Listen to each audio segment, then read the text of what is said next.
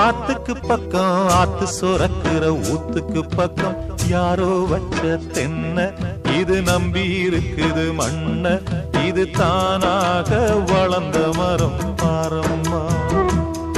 ஒரு தாயாரு தந்தை யாரு கூறம்மா.